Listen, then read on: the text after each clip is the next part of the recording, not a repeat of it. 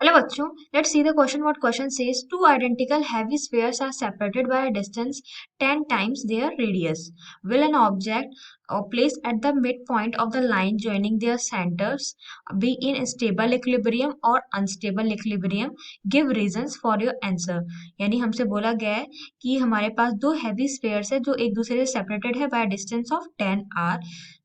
अगर हम किसी ऑब्जेक्ट को प्लेस कर देते हैं उन दोनों के मिड पॉइंट पे, वो ऑब्जेक्ट हमारा स्टेबल इक्विलिब्रियम में होगा या अनस्टेबल इक्विलिब्रियम में होगा, और क्यों होगा हमें उसका रीजन भी देना है, राइट। तो सबसे पहले हम इस क्वेश्चन का की कंसेप्ट देख लेते हैं।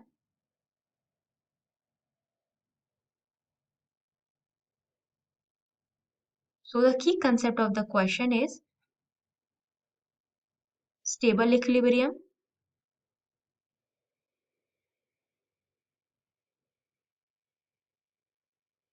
And unstable equilibrium. हमें डिफरेंस पता होना चाहिए स्टेबल इक्विलिब्रियम में एंड अनस्टेबल इक्विलिब्रियम में, कब एक ऑब्जेक्ट स्टेबल इक्विलिब्रियम में होगा और कब वो अनस्टेबल इक्विलिब्रियम में होगा। तो जो हमें क्वेश्चन में दिया है हम उसे ड्रॉ कर लेते हैं। हमारे पास दो स्फेयर्स हैं ऑफ सेम मास, हम उसको m मान लेते हैं। उन दोनों के बीच का डिस्टेंस किसके बराबर है? हमारे उनके रेडियस के बराबर।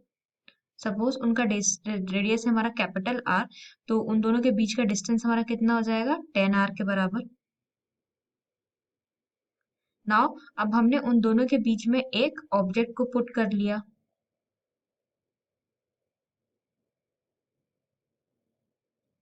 सपोज ये ऑब्जेक्ट किसी पॉइंट पे है P, ये स्फेयर इसको अपनी तरफ अट्रैक्ट करेगा विथ अ फोर्स F1, और ये स्फेयर इसे अपनी तरफ अट्रैक्ट करेगा with a force F2, right. ये स्फेयर है हमारा स्फेयर ए एंड ये स्फेयर है हमारा स्फेयर बी। नाउ इसमें हम देख सकते हैं जो हमारा F1 है वो हमारा किसके? F2 के बराबर है। ये टोटल डिस्टेंस 10r है, तो इसका हाफ हमारा कितना हो जाएगा? 5r के बराबर।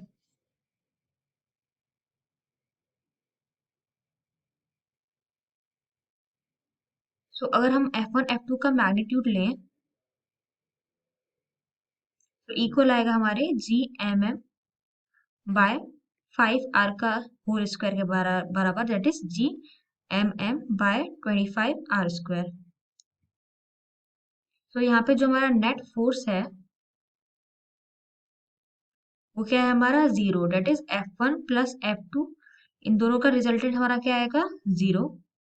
जो हमारा F1 होगा वो इक्वल होगा हमारा माइनस F2 के। If M is displace slightly by x from P to A, अगर हम इस छोटे ऑब्जेक्ट इट इज M को स्लाइटली डिस्प्लेस कर रहे हैं through A by distance x, तो क्या होगा?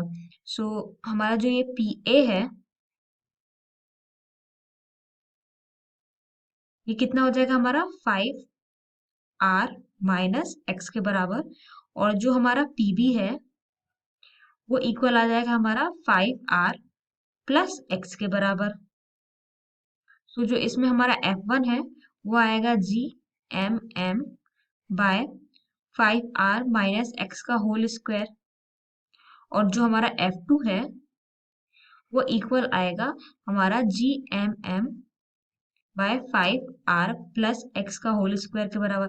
तो हम इसमें क्लियरली देख सकते हैं हमारा ये वैल्यू कम है तो हमारा फोर्स F1 ज्यादा होगा एज कंपेयर टू F2 से।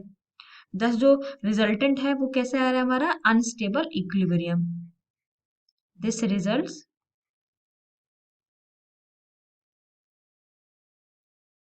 in an unstable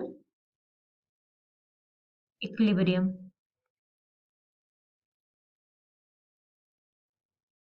So I hope you understood it well. Thank you.